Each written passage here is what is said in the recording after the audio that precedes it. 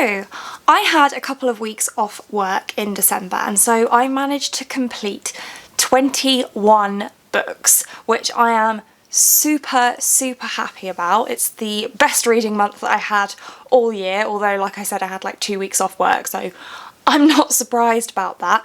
And I'm going to take you through all of those books. I talked about most of them in my weekly reading vlogs as well that I did throughout the month of December, so I'm not going to spend super long on each book, but I am just going to briefly tell you what they're about and what I thought of them. And as always, I'm going to start off with my non-physical reads just so that I don't forget them. So first off, I finished the Monsters of Verity duology by finishing off reading Our Dark Duet. The Monsters of Verity is an urban fantasy dystopian type book by Victoria Schwab, which is set in an Earth-like world, but where people's bad deeds now birth monsters, which has created a society who live in fear and is divided. One half of the city of Verity is at war with the monsters, whilst the other side of the city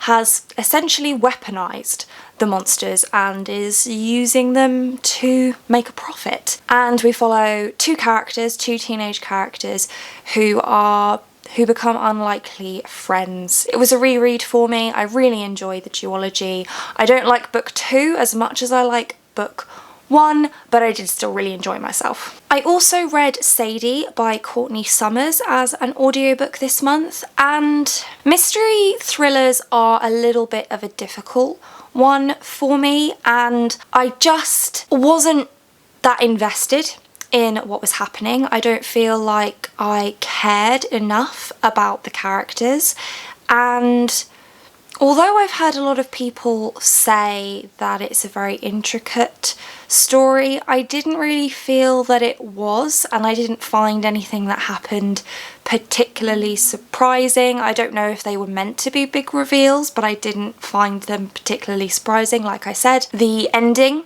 really frustrated me. I don't want to say more than that because of course this is a mystery, but I didn't enjoy the ending. I did enjoy listening to it as an audiobook because part of the story is told in podcast format, and so the audiobook really does work for that format of storytelling, so I do recommend the audiobook. I thought that it was very good. I then reread again on audio the Hunger Games trilogy, so The Hunger Games, Catching Fire and Mockingjay, all by Suzanne Collins, in readiness for the Ballad of Songbirds and Snakes coming out this year. I have reread this series countless times. I really enjoy it as a series. The last book, Mockingjay, is my least favourite. I'm not a huge fan of the ending of the story in general, but it doesn't detract from my love of the series overall. If you don't know what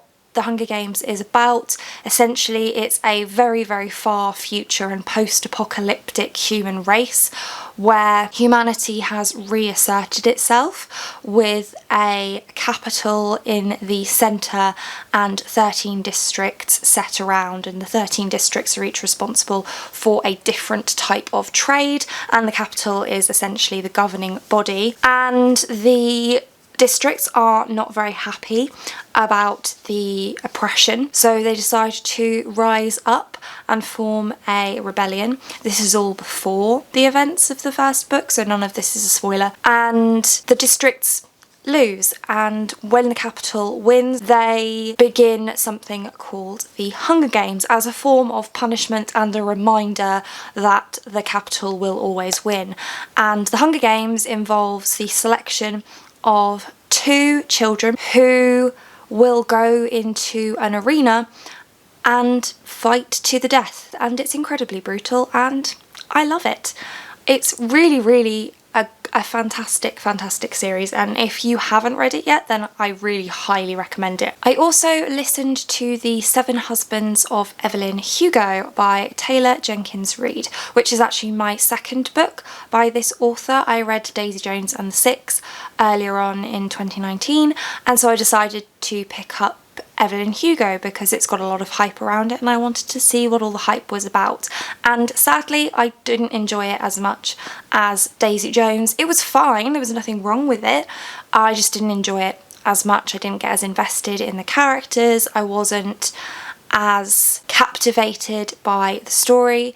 It is also told in an interview format as with Daisy Jones and the Six, but it is slightly different. It's more the character, Evelyn, telling the interviewer her story in large chunks rather than Daisy Jones, which is very much an interview format, swapping between the various different characters and POVs and answering various questions. And it's very well written. Again, I think that the idea behind these books and the way that they're structured is very, very good. I did enjoy that. The audiobook was good as well. It is full cast. There aren't as many characters in Evelyn Hugo as there were in Daisy Jones, so there's not as much cast, but it's still a very, very good cast. I did enjoy the audiobook. Again, recommend reading on audio if you are able to. I listened to it on Scribd, so that was helpful.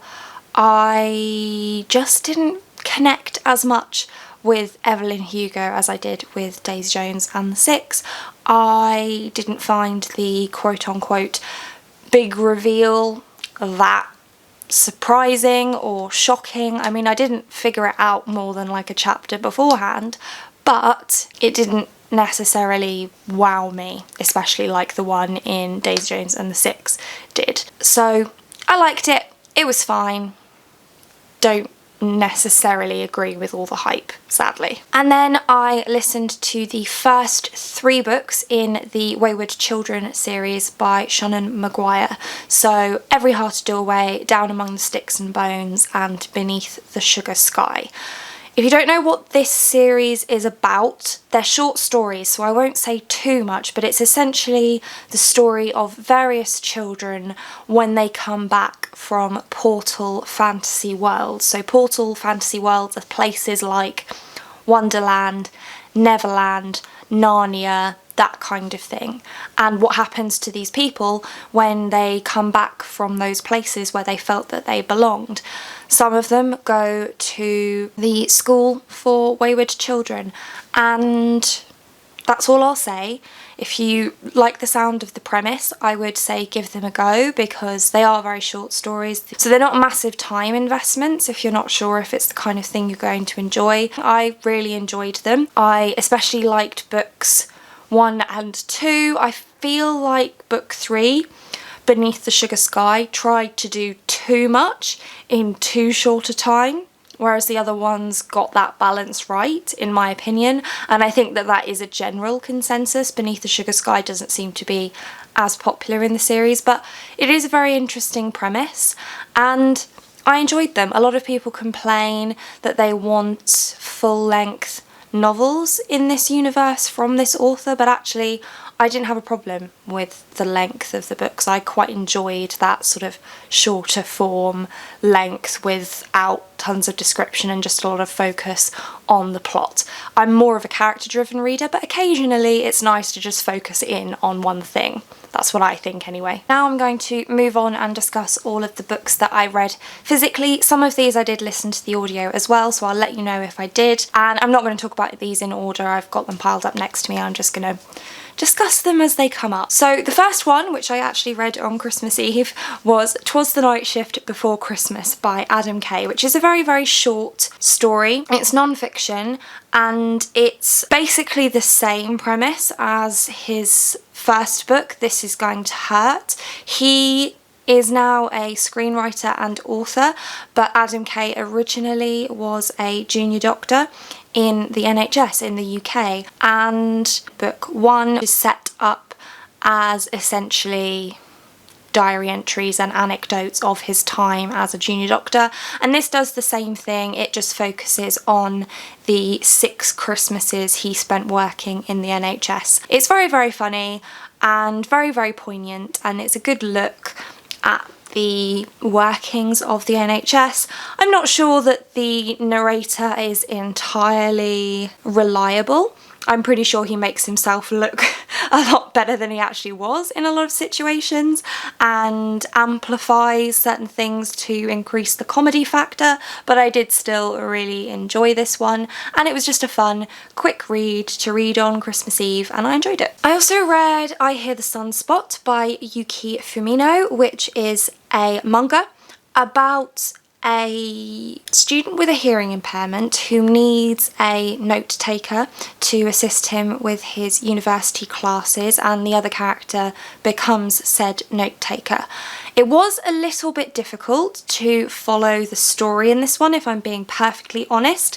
The writer and illustrator wrote this in such a way that it's quite difficult to tell in a lot of places who is talking or thinking certain things, and I do think that that was intentional and meant to represent the difficulties experienced by somebody who has a hearing impairment, so I do think that that was incredibly clever, but it just meant that one volume of manga wasn't really enough for me to begin to connect with the characters and start to see the point of the plot. So I would say if you're planning on reading this, I do recommend it, but do try and maybe read a couple of volumes or more in one go. I will pick up more volumes of this, but it is a little bit difficult to get hold of where I am, and because of that it is a little bit more on the pricey side, and I'm not quite invested enough in the characters to go ahead and pick up more volumes straight away. So like I said, if you've got them available in libraries or something near you, I'd say borrow a few volumes and then see how you get on. I do like the premise and the artwork is pretty, but it was just a little bit difficult to get into. Then we have This Is How You Lose the Time War by Max Gladstone and Amal El-Matar, which I read for my local book club. So I read this way back at the beginning of December, and I did listen to this as well as follow along because it's hard sci-fi, and that's a genre that I struggle with a little bit. So I wanted to help myself out with my understanding and retention of the story by also listening to it, and I do think that that was a wise decision. It's sort of a full cast audiobook. There are only two perspectives, so there are two narrators, which technically is full cast, but that's all there are. And this is told in epistolary format, so it's letters from one character to the other and vice versa. I don't want to tell you too much about the story because, as you can see, it's quite short, but essentially the two characters, Red and Blue, are on different sides of a time war, and they are writing to each other as enemies at first, but then their relationship starts to change. If you are a fan of beautiful, flowery, metaphorical writing, then this book is 100% for you, because that's exactly what it is. One of the authors, Amal specifically, is a poet, so it's not surprising at all that the writing is very poetic, but because of that, it's one of those books where the authors just don't say what they mean at any point. It is all written in metaphor. It is all written, although it's written in prose, it's very poetic and lyrical and flowery, and I just don't get on with that kind of writing at all. It's really, really not for me. I don't want to have to try and figure out what the author is saying. I want to understand what the author is saying straight away, because otherwise it's just not enjoyable for me. However, that really is what a lot of people like. So if that's the kind of writing you like, then I'd say 100% pick this one up. It is a nice story and it is told in a very beautiful format. That unfortunately just doesn't work for me. Then I read Remembrance by Meg Cabot, which I did speak about quite a lot in my vlogs, so I will keep this short, but essentially this is a book set around 15 years after the events of the original Mediator series by Meg Cabot, the Mediator series following a character named Susanna Simon who can see and speak to ghosts, and it's her job to help them move on to wherever it is that they go next. And this is her life 10-15 years later. Very nostalgic for me, really enjoyed it. If you haven't read the original series, then this isn't for you, because there are a lot of references to things that happened in the original series and characters that were established in the original series, so you just wouldn't really get a lot of what's happening in here, and it therefore wouldn't be as enjoyable. But as a person who really enjoyed the original series, I really enjoyed this one too. Then my favourite book of the month, and possibly my favourite book of the year, The Afterlife of Holly Chase by Cynthia Hand, which is a gender-bent retelling sort of A Christmas Carol by Charles Dickens. And I say sort of because it is quite different. Essentially, we follow a character who at the beginning of this story is visited by the three ghosts, the ghosts of Christmas past, present and future. But unlike Scrooge, she doesn't change her ways. And so when she dies, she actually becomes the ghost of Christmas past herself. And we watch what her death is like, as in her afterlife, I suppose. And I loved this book. It's really well written, but it's written in a straightforward manner, which, as we've established, is what I like. And I really enjoyed the character. I connected with her pretty much instantly. Even when she was awful, I was rooting for her. I mean, you go into this book knowing what's going to happen anyway, so I suppose you are anticipating a redemption arc, which I quite like reading redemption arcs.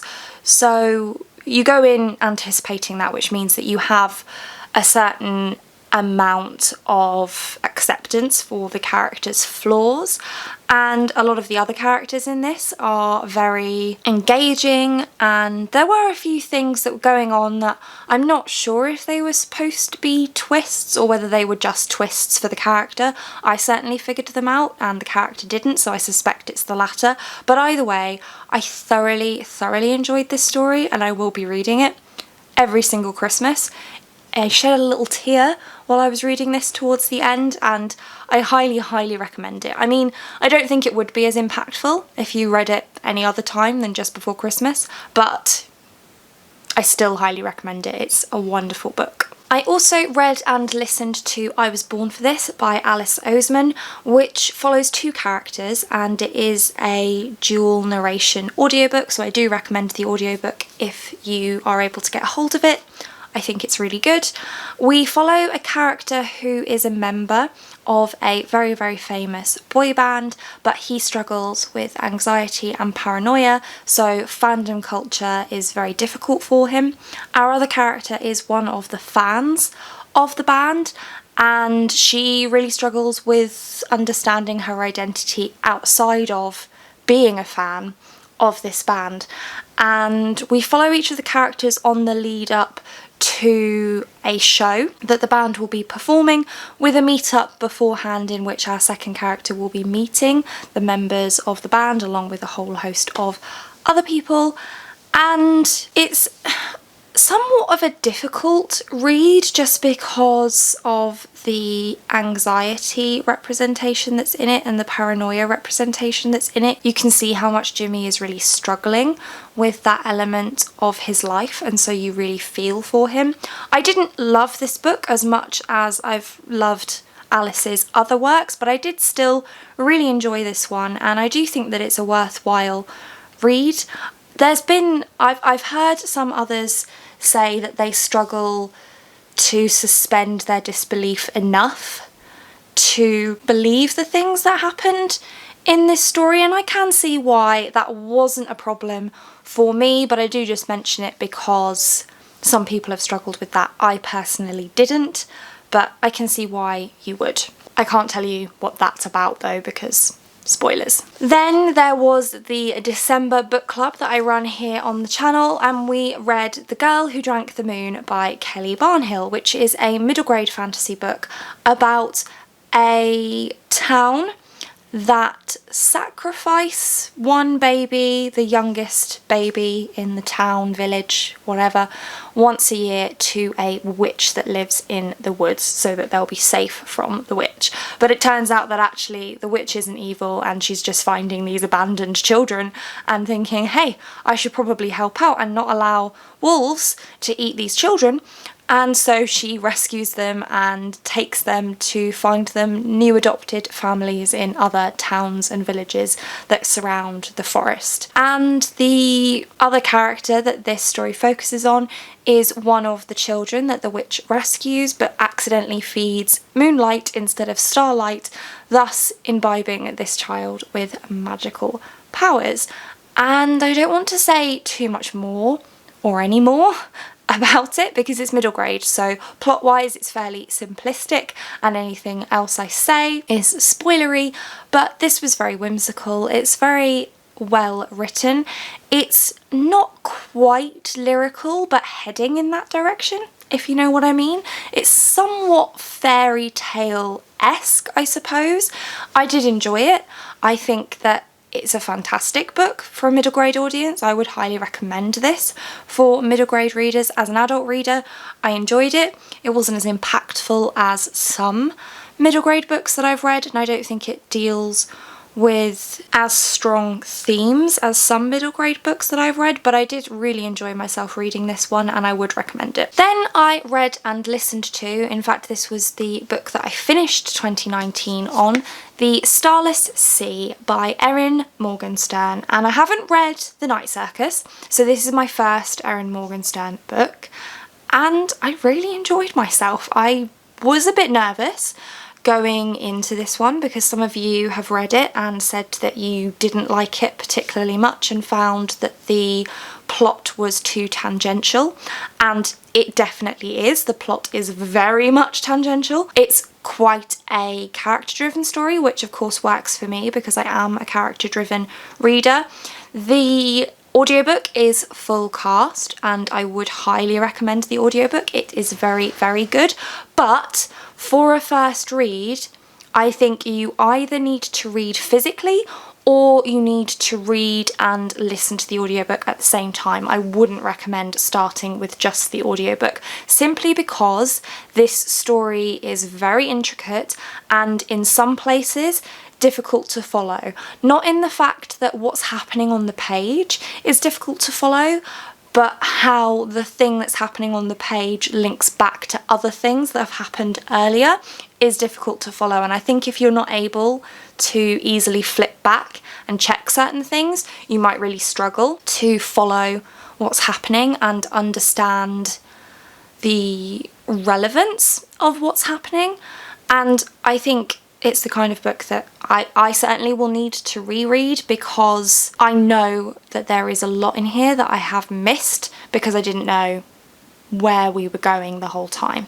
So I definitely want to reread this one at some point. It's a bit difficult to tell you what this is about because the plot is so tangential, but what I will do is I will describe what happens in the first 4 chapters, which isn't a spoiler because the first 4 chapters only take up 23 pages of the book. So I just whack myself in the face. So you're not going to be spoiled by this. So in chapter 1, we meet a pirate who is in prison, and there's a girl who brings him food and she asks him to tell her a story, and he tells her a story about an acolyte. In chapter 2, we're listening to that story about the acolyte who is being ordained as an acolyte, and part of that process is for the acolyte to see a vision. In chapter 3, we see that vision, and the vision is of a boy who finds a painted door that looks incredibly realistic, but he doesn't go through that door. And then in chapter 4, we skip to what I suppose is more modern day our world, and we meet a man who likes to read, and he's in a library and he finds a strange book that doesn't have an author's name on it, and so he borrows that book and he reads that book, and that book contains the story of a pirate who tells the story of an acolyte who sees a vision of a boy.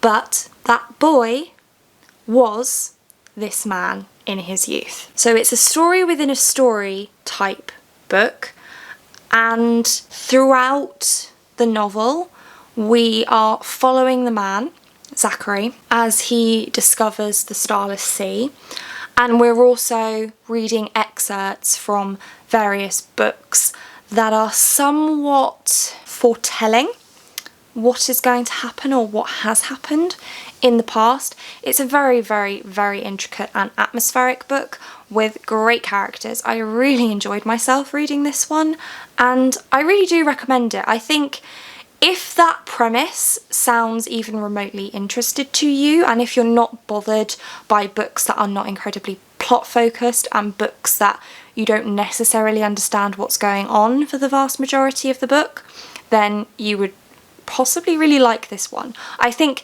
as a predominantly epic fantasy reader, that kind of not knowing where I am and what's going on thing doesn't bother me, because you spend quite a lot of fantasy books feeling that way. So maybe that's why this potentially didn't bother me where it has bothered other people, but I don't think that that's necessarily the case either, because I know some fantasy readers who haven't enjoyed this because they felt like there wasn't really any purpose behind the book. So I'd say give it a go, but allow yourself to DNF if you're not getting it, because I think it's the kind of book you're either going to like or you're not. I also read Starsight by Brandon Sanderson, which is book 2 in the Skyward series. Skyward follows a character named Spencer who dreams of being a pilot in a world where pilots are the pinnacle of society. She lives in a society that prizes bravery above all else, and who could be more brave than the pilots who are fighting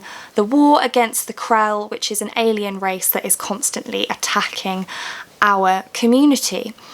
And Spencer desperately wants to join their ranks, and her father was a pilot, but sadly he turned tail and ran during an epic battle, and so was branded a coward, which means that Spencer has also been branded a coward. And we follow her dealing with that situation in book 1, and this is book 2, which I can't tell you about because of spoilers for book 1, but I really enjoy this series. It's young adult science fiction, which is very different for Brandon Sanderson, but I mean, no one's going to be surprised that I absolutely loved this. I basically love everything that Brandon Sanderson writes, so far anyway, and it's fast-paced, the characters are great, there's a little bit of politics in this one, which was interesting. We expand on our world building in this one too, which I enjoyed, really liked it. Find it difficult to talk about sequels without giving things away, so I'll leave it there, but I think pick up the series. Whoever you are, whatever kind of book you like, pick up the series. Then I read a very quick one, How the Grinch Stole Christmas by Dr. Seuss. I have loved the film, the one with Jim Carrey, for years and years and years and years and years, and then I realised this year that I've never actually read the book, so I decided to pick it up. It's very short, it's like 80 pages, but there's virtually nothing written on each page. It's a poem, and I love it. Not much more to say. Down to the last 2 now, we're nearly there. I also read The Tea Dragon Festival by Katie O'Neill, which is a graphic novel. I read The Tea Dragon Society earlier on in 2019 and really enjoyed it. It's very cute, it's very whimsical. This is set a couple of decades before the Tea Dragon Society, I think. Some of the characters that are in the Tea Dragon Society are in this, but in their youth, and I don't really want to tell you what it's about because it's just such a short graphic novel, but it is incredibly cute, and again, I recommend it to any reader if you need to smile. This will make that happen for you. And then finally, I read Fantastic Beasts and Where to Find Them by Newt Scamander and J.K. Rowling. This is the illustrated edition, which is absolutely stunning. It is beautiful. I got it for Christmas last year, so Christmas 2018, and I really enjoyed it. Not much to say about this one either. The very first beast that's dealt with in here is the Acromantula, which I did not enjoy because it's a giant picture of a spider on that page, and I'm terrified of spiders, but other than that, it was very entertaining and interesting to read. And those are the 21 books that I read in the month of December 2019. Did you manage to do a little bit of extra reading in December because you got some time off work, or were you super busy and your reading therefore suffered? Did you read anything that you really enjoyed? Did you find any new favourites as I did in this month? Let me know down below. But that's it for this one. Thank you so much for watching. If you like this video and want to see more like this from me, then do think about hitting that subscribe button, and I hope to see you here again soon. Thanks. Bye.